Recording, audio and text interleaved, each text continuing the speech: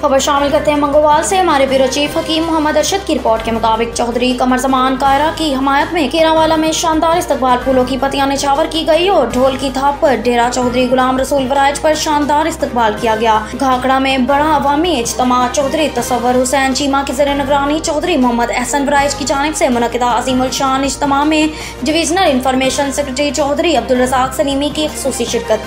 तफसीलात के मुताबिक उम्मीदवार कौमी असम्बली हल्का NA 65 चौधरी कमर जमान कायरा ने अपनी इंतखाबी मुहिम तेज कर दी।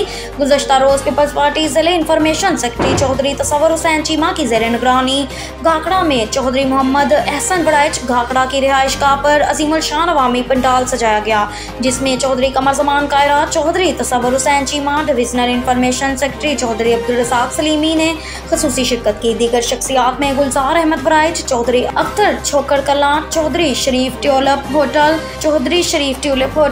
चौधरी रियाज किंग चनन, तहसील सदर PPP खारियां मियाँ खालिद रफीक, चौधरी जुबैर घाकड़ा, चौधरी शाहिद उमर लाले का, चौधरी गुलाम अब्बास, चौधरी शौकत चौधरी अल्ताफ शामिल थे।